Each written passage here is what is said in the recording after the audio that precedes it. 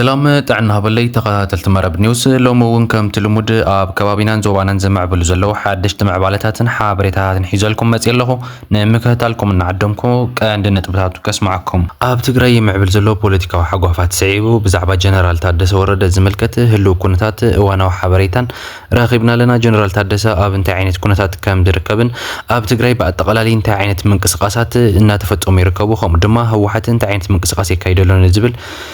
حدش حتر زبالة حابريتا لنا نباهم كنبرينا ناب عفر بمخاد حارة مريت بمبال تدراجهم زنبرو عطقات ودانترو ببقزيونا فرسو ناب عدو من هزوب منا تمالو سيركبو بز مسرت دما عيسران حموشان آبالات تي بيف كاب جنبار أربعة ناب تقرأي آتيوم اللو زيون انتاي مغنيات بمكباريوم آتيوم زلو افتي تي بيف تبايلو زفلت زلو عطق حيلي دما انتا عينت مكففال يقات امو زلو اتسراويتن مفراس قند مغنياتو انتايو نزبلون بزرزر كريوينا اب مونغو إيرتران إثيوبيان زغبر زلو دبلوماسياو زررب بوصا غداي منستر أمريكا ناتمرح زغبر زلو خوينو اب غداي عسب زملكت إثيوبيا حدش حتو العلالا بزعبا زيون اتي زغبر زلو زرزرن دبلوماسياوي دردرن انت عينتو زبل كريوينا መንግስታው ሰራዊት ሱዳን ኣብ ከባብታት ብሉ ናይልን ዞባ ኮርዶፋንን የካይዶም ዘሎ መጥቃዕታት አጠናኺሩ በመቅጠል ኣብ ዶብ ኢትዮጵያን ሱዳንን ስትራቴጂካዊ ቦታታት ተቆጣፂሩ ከም ዝርከብን ኣብቲ ከባቢ ድማ ዓብይ ዝበሃል ስጋት ነቶም ናይ አርኤስኤፍ ዕጡቃትን ናይ ኢትዮጵያ ሰራዊትን ፈጢሩ ከም ዘሎ እናተዘርበ ይዝርከብ ብዛዕባ እዚ እውን ኣባኹም ብዝርዝር ክነብሎ ኢና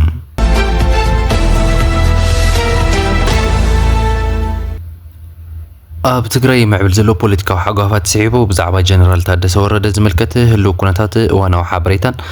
اب تግራይ حزي انت عينت منقسقاس يغبرلون زبل حدشت حبريتات ناوصيوم دركو بز مسرت دما جنرال تادس ورد حزون اب زررب كم دركبن مس حوحات حزون قصال زخون زررب يكايد كم زلون كوم دما مستوم ناي ازز سراويت ناي تي دي اف عبيت تخون زرربات بمعلتو يكايدو خم زلون انت خون غن كساب حزي نافتي نورت بحال سممع كم زي بصحنيو نا تزرب زركب انت خونه جن جنرال تادس ورد حزون بتم ناي سراويت تግራይ اززت كوم دما بتي ناي حوحات امرارحه ናይ ገዛ ኣሱር ተገይሩ ከም ዘሎን ኣብ ሓደ ገዛ ተዓጥዩ ከም ዘሎን ኣብ ውሽጢ ገዝኡ ኮይኑ ድማ ኩሉ ኣክሰሳት ከም ዘለዎን እቲ ዝብላዕ ዝተገለ ዝበሃል ከም ዘይተኸልከለን ኩሉ ነገራቱ ብዘይካ ካፍቲ ናይ ሓላፍነት ስራሕትታቱ ካሊ ዝኾነ ይኹን ነገር ኣብ ገዛ ኮይኑ ክፍጽም ከም ዝኽእል ከም ዝተፈቀደሉን እንተኾነ ግን ኣብ ውሽጢ ገዛ ኮይኑ ስሩዕ ዝበሃል ጥቡቕ ዝበሃል ሓለዋ ይግበረሉ ከም ዘሎን እዩ እናተነገረ ዝርከብ ክቡራት ተኸታተልቲ ኣብ ሰዓቱ እዚ ኣብ ትግራይ በብመዓልቱ ሓደሽ ዝበሃሉ ፖለቲካዊ ምዕባለታት እናረኣና ኢና ንርከብ እዞም ሓደሽ ፖለቲካዊ معبالات دما اب مونغوتي غزياو منغست تباهيلو زخمرح زصنحن لعل حد عمت زمرحن اب مونغوتي ناي حوحت مرحنتن ناي سراويت تግራይ امرارحن زلو اتناي وطط اتناي بوليتيكاو اكايدان كوم دما اتناي مرحنت مكففالن زملكتيو نسعيو دما حزي جنرال تادس ورده بوزحت اتناي سراحتاتيو وي كاتي رول زبال ناي غزياو ممحدر نبر رول تحديغو خمزلون انت خونه كن كساب حزي اتي محتم اتي ناي غزياو ممحدر سرع سلطان ني دكتور دبرصين كركب كمزلو كم زتنغرون نسو كن حزون كركب كم زي كالن ينتنغر زركب ازي حلافنته زي كساب حزي كم زي ركبون دكتور دبرصين جبر ميكائيل دما نافتي ناي دجن بيرو كساب حزي كم زي اتوني نتنغر زركب انت خونه كن جنرال تادس ورد حزي كاب غزا كينقاسقاس ناي قوم اسرኛ ተባሂሉ ዝፍለጥ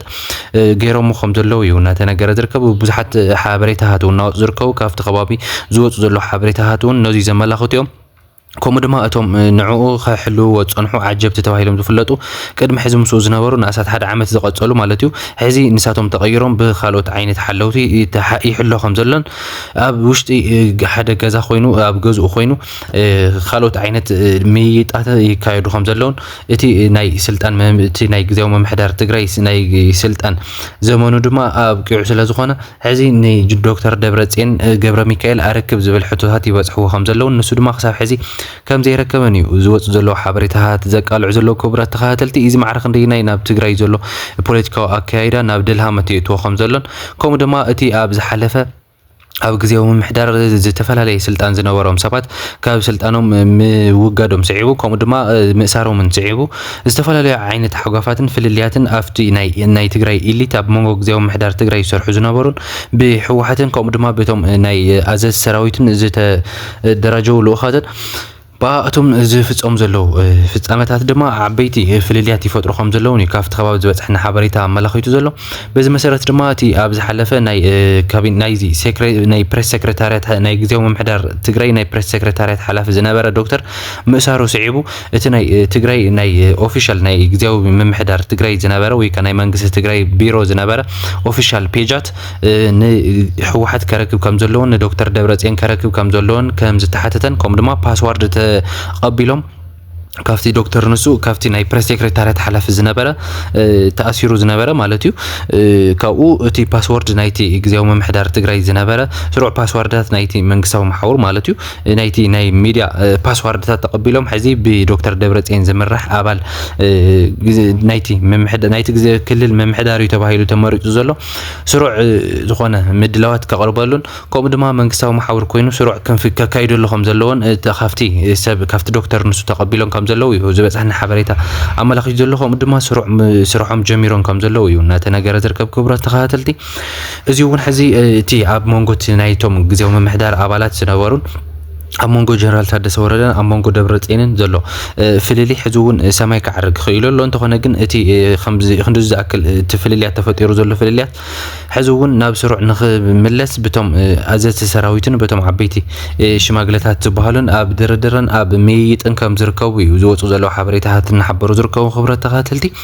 ናብቲ ቀጻል ዜና ንኽንሓልፍ ከለና ከዓ ናብ ዓፋር ብምኻድ ሓራ መሬት ብምባል ተደራጅዮም ዝነበሩ ዕጡቃት ወዳንጥሩ በብግዚኡ እናፈረሱ ናብ ዓዶምን ህዝቦምን እናተመለሱ ይርከቡ በዚ መሰረት ድማ ልዕሊ 25 ኣባላት TPF ካብ ግንባር 4 ካብ ግንባር ሰቆጣ ማለት እዩ ናብ ትግራይ ኣቶ ከም ዘለውን ብኸባብታት ዛታን ከምኡ ድማ ናብ ከባብታት ናይ ተንቤን ዘሎ ከባብታት ከም ዝኣተውን እዩ እናተነገረ ዝርከብ እዞም ኣባላት እዚኣቶም ድማ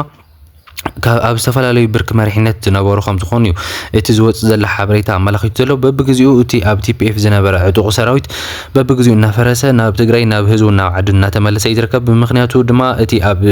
ዓፋር ዘሎ ዕጡቕ ሓይሊ ናይ መጀመርያ ዝነበረ ዕላማና ተሓንሽሽ እዩ ብዕላማና ክንቀጽል ኣይከኣልናን እቲ ኣብ መጀመርያ ሒዝናዮ ዝነበርና ዕላማ ብሓድሽ ዝኾነ ምምሕዳርን ሓድሽ ዝኾነ ለውጢ ኣብ ትግራይ ንምፍጣር እዩ ነይሩ እንተኾነ ግን ሕዚ ኣብዚ ዝፍጸም ዘሎ ግን በቶም ኣብ ትግራይ ዝነበሩ ዓበይቲ መሪሕነት ዝበሃሉ በቶም ናይ ዝጸንሑ ኣባላት በቶም ዓበይቲ ኣብ ትግራይ እቲ ናይ ስትራቴጂክ መሪሕነት ዘባላሸው ሰባት ሕዚ ኣባና መጽኦም ክንመርሐኩም ኢና ምባሎም ተቐባልነት የብሉን ከምኡ ድማ እቲ ሕዚ ዝፍጸር ዘሎ ናይ ምእሳርን ናይ ዓፈናን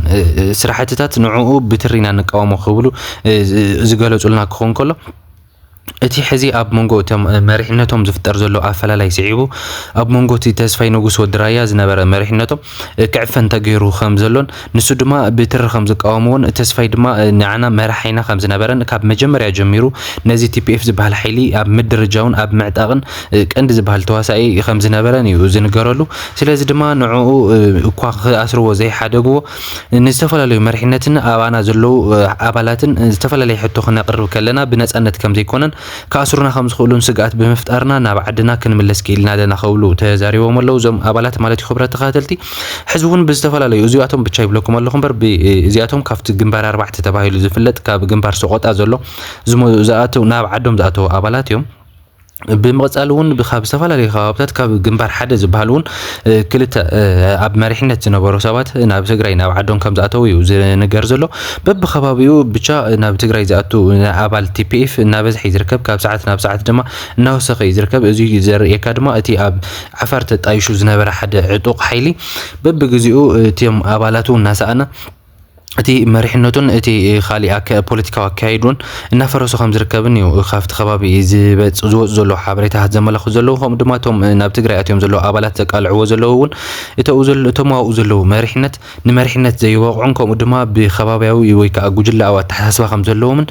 ነንባዕሎም ድማ ኣብ ተፋጠጥ ከም ዝርከቡን ብዙሕ ዓይነት ኣፈላላይ ተፈጢሩ ከም ዘሎን ኣብቲ መሪሕነቶም ድማ ብዙሕ ዓይነት ምክፍፋል ተፈጢሩ ከም ዘሎን ነንባዕሎም ከም ዘይተኣማመኑን እዮም እናሓበሩ ዝርከቡ ማለት እዩ ክብረት ተኸታተል ተኸታተልቲ እዚ ሕዚ እውን ነቲ ኣብ ትግራይ ዘሎ ናይ TDF ሓይልታት ዓብይ ዝበሃል ምዕባለን ከምኡ ድማ ዓብይ ዝበሃል ንሽተይ ናይ ጠቕሚ ኩነታት ክዕቢ ዝኽእል ነገራት እዩ ንትግራይ እውን ዓብይ ጠቕሚ እዩ ምክንያቱ ትግራይ ደቃ እናከበት እያ ትርከብ ኣብ ሰዓት እዚ ናብ ሓደ ዝመፅሉ ኩነታት እናተፈጠረ ዝርከበሉ ኩነታት ሃዋህው እዩ ዘሎ ትግራይ ደቃ ክትእክብ እንድሕር ክኢላ ሓደ ዓይነት ዓቕሚ ክትውንን እንተኽኢላ ድማ ማዕረኽ እንደገናይ ሓያል ዓቕሚ ክህልዋ ከም ዝኽእል መረጋገፂ እዩ ክብረት ተኸታተልቲ ናብቲ ናይ ቀፀላ ሓበሬታና ካሕልፈኩም ከለኹ ከዓ ኣብ መንጎ ኤርትራን ኢትዮጵያን ዝግበር ዘሎ ዲፕሎማስያዊ ዝርርብ ብወፃኢ ጉዳይ ሚኒስትር ኣሜሪካ እናተመርሐ ዝግበር ዘሎ ኮይኑ ኣብ ጉዳይ ዓሰብ ዝምልከት ድማ ወደብ ዓሰብ ንምጥቃም ኢትዮጵያ ሓድሽ ሕቶ ኣቕሪባ ኣላ እዚ ድማ እንታይ እዩ ሕጋዊ ኣፍልጦ ብምሃብ ንወደብ ዓሰብ ብሕጋዊ ዝኾነ ኣጠቃቅማ ክትጥቀም ከም ዘለዋ ዝሓትት ሕቶ እዩ እዚ እማም እዚ ድማ ዝፀንሐ እዩ ኢትዮጵያ ንብዙሕ ዓመታት ክትሓቶ ዝፀንሐት ሕቶ ምዃኑ ዝፍለጥ እዩ እንተኾነ ግን ናይ ሚኒስትር ሓበሬታ ናይ ኤርትራ ነዚ ነገር እዚ ሕዚ እውን ኮኒንዎ ኣሎ ምኹናን ጥራይ ዘይኮነ ነፂግዎ ኣሎ እዚ ነገር እዚ ክኸውን ዘይኽእልን ክሕሰብ ዘይኽእልን ነገር ጉዳይ እዩ ክብል ኣቐሚጥዎ ኣሎ ማለት እዩ ሚኒስትር ዜና የማነ ገብረ መስቀል ማለት እዩ እንተኾነ ግን እዚ ድርድር ኣብ መንጎ ኤርትራን ኢትዮጵያን ዘሎ ድርድር በብግዚኡ ሓድሽቲ ምዕባለታት ዘርእየሉ ዘሎ ጉዳይ ኮይኑ እናቐፀለ ዝርከብ ኣሜሪካ ድማ ነዚ ኩነታት እዚ ሕዚ እውን ብዕቱብ እናተኸታተለት ኣብ መንጎ ክልቲአን ሃገራት ዘሎ ምዕባለ ናብ ዝሓሸ ንምስግጋር እቲ ኣብ ጉዳይ ዞባ ቀይሕ ማሕሪ ዘለዋ ናይ ኣሜሪካ ተጠቃምነት ድማ ንምዕባይን ንምዕባልን ንኢትዮጵያን ንኤርትራን ተጠቂማ ንዞባ ቀይሕ ማሕሪ ንምቁፅፃር እትገብሮ ዘላ ፃዕሪ ሕዚ እውን እናቐፀለት እያ ትርከብ ነዚ ስዒቡ ድማ ሕዚ እቲ ኣብ መንጎ ክልቲአን ተፈጢሩ ዝነበረ ኣብ መንጎ ኤርትራን ኢትዮጵያን ማለት እዩ ተፈጢሩ ዝነበረ ዓብይ ፖለቲካዊ ሓጓፍን እቲ ናይ ወረ ኩናትን ሕዚ ናብ ድሕና ዝበሃል ዲፕሎማስያዊ ርክባትን ምይይጣትን ዝተመለሰ ይመስል ሕዚ እውን ብርግፅ ናብ መጨረሻ ዝበፅሐ ኣይኮነን እዚ ዝበሃል ስምምዕ ተገይሩ ዝተባሃለ ነገር ዝወፀ ሓድሽ ጭቡጥ ዝኾነ ሓበሬታ የለን እንተኾነ ግን እቲ ምይይጥ ኣንደርጎን ከም ዘሎን ብኣሜሪካ እናተመርሐ ድማ ዓብይ ፅዕንቶ ይግበረሎን ከም ዘሎን ኣሜሪካ ድማ ሓደ ኣገደድቲ ዝበሃሉ ኣገደድቲ ዝበሃሉ ሓሳባት ተቐርብ ከም ዘላን ዝኾነ ኮይኑ ግን እታ ኣብ ክልቲኦ ሃገራት ዘሎ ናይ ፖለቲካዊ ሕምስምስ ናብ ድሕና ዝበሃል ወይ ከዓ ናብ ዝተመሓየሸ ርክብ ንኽበፅሕ ዓብይ ፃዕሪ ተካይድ ከም ዘላን ከምኡ ድማ ኣብ መንጎ ክልቲኦም ሃገራት ዘሎ ኣብቲ ናይ መሪሕነት ዘሎ ኣፈላላይ ንኽፀብብ ከምኡ እውን ኣብ ናይ ህዝቢ መጓዓዝያታት ንኽጅምሩን ብነፋሪት ዝግበር ነበረ ናይ ህዝቢ መጓዓዝያ ንኽጅምርን ዝብል ሓበሬታ ኣብ ምይይጥ ከም ዝርከቡን እዩ ዝወፁ ዘለዉ ሓበሬታታት ዘቃልዑ ዘለዉ ከምኡ ድማ እቲ ኢትዮጵያ ኣብ ልዕሊ ኤርትራ ክግበረላ ኣቕሪባቶ ዘላ ሕቶ ድማ እቲ ብጣዕሚ ዓብይ ዝበሃል ኤርትራ ወያነ ማለት እውን ንትግራይ ትገብሮ ሓገዝ ክተቋርፅ ከምኡ ድማ ነቶም ኣብ ሱዳን ዝግበሩ ዘለዉ ኩናት እውን ካብኣቶም እውን ኢዳ ክትስሕብ ዝብል ሓደ እማም እዩ ቀሪቡ ዘሎ ከምኡ እውን ኣብ ዓፋርን ኣብ ዝተፈላለዩ ክፋላት ኢትዮጵያ ከም በዓል ፋኖ ናይ ዓፋር ከምኡ ድማ ናይ TDF ሓይልታት ምንም ዓይነት ሓገዝ ንኸይትገብር ዝብል ቀያዲ ዝኾነ ስምምዕ ክትገብር ከም ዘለዋ እዩ ኢትዮጵያ እናሓተተት ትርከብ ኣሜሪካ ነዚ ነገር እዚ ኣብ ክንደየናይ ዝኣክል መፍትሒ ክተቕምጠሉ ትኽእል ዝብል ካሊእ ጉዳይ ኮይኑ እንተኾነ ግን ነዚ ነገር እዚ ሕዚ እውን ሴትል ንምግባር ንምስትኽኻል ኤርትራን ኢትዮጵያን ዘሎ ምዕባለታት ብጥቡቕ ትከታተሎ ከም ዘላ መርኣያ ከም ዝኾነን እዩ እናተነገረ ዝርከብ ኣብ ትግራይን ኣብ ኢትዮጵያን እውን ክፍጠር ንዝኽእል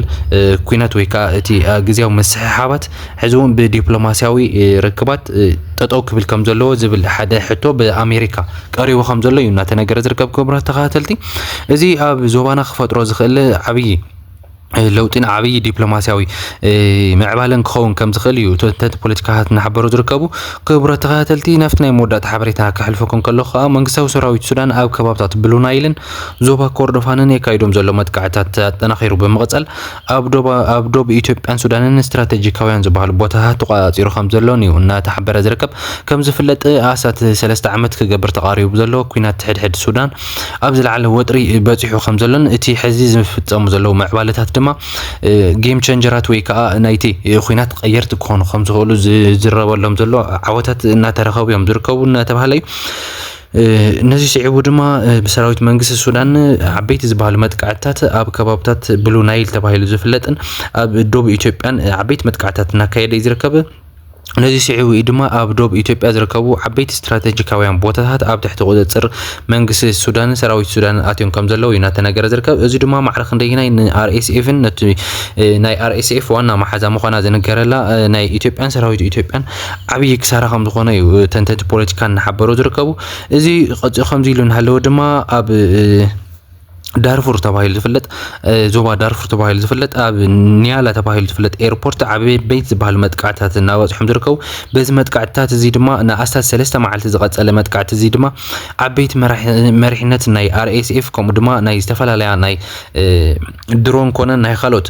ነፈርቲ ኦፕሬተራት ካብ ካሊእ ዓዲ ዝመፁ ኦፕሬተራት ከም ዝተቐትሉ እዩ እናተነገረ ዝርከብ።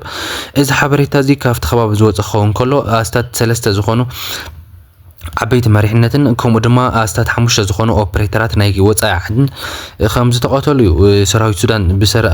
ብሰራዊት ሱዳን ዝወፅእ ሓበሬታ ዘመላኽቶ ዘሎ ክቡራት ተኸታተልቲ። እዚ ማዕረክ እንደገና መደንገፂ ዝኾነ ስዕረት ኣብ ልዕሊ አርኤስኤፍ ዓሪፉ ከም ዘሎ ዘረጋግፅ ዘሎ ምዕባለ ኮይኑ ቀፂሉ ኣሎ ክቡራት ተኸታተልቲ። ሕዚ እውን እቲ ኩናት ኣብ መንጎ ናይ አርኤስኤፍን ኣብቲ ናይ ጀነራል አልቡርሃን ዝምራሕ ሰራዊትን ዘሎ ኩናት ቀፂሉ እዩ ዘሎ። ካብ ኢትዮጵያ ዝግበረሉ ዘሎ ሓገዝ ድማ ሕዚ እውን ኣበርቲዑ ቀፂሉ ከም ዘሎን ኣብቲ ናይ ዶብ ኢትዮጵያ ድማ ዓበይቲ ኩናታት ይካየዱ ከም ዘለውን በቢ መዓልቲ ድማ ዓበይቲ ውግኣት እናተኻየዱ ከበድቲ በሃል ውግኣት እናተኻየዱ ከም ዝርከቡን እቲ ናይ ሱዳን ሰራዊት ድማ ስትራቴጂካውያን ዝበሃሉ ቦታታት ሓደሽቲ ቦታታት ሕዚ ተቆፃፂሩ ከም ዘሎን እቲ ናይ አርኤስኤፍ ተባሂሉ ዝፍለጥ ሓይሊ ድማ ንድሕሪት አንሳሒቡ ከም ዘሎን እዩ ዝወፅ ዘሎ ሓበሬታ ኣቃሊዑ ዝርከብ ክቡራት ተኸታተልቲ። እሞ ሎማዓንቲ ዝነበረና ምድላው ኣብዚ ዛዚምና ኣለና። እዚ ምድላው እንተፈቲኹሞ ሰብስክራይብ እና ላይክ እናገበርኩም ቤተሰብ ምዃን ከይትርስዑ። ሰላም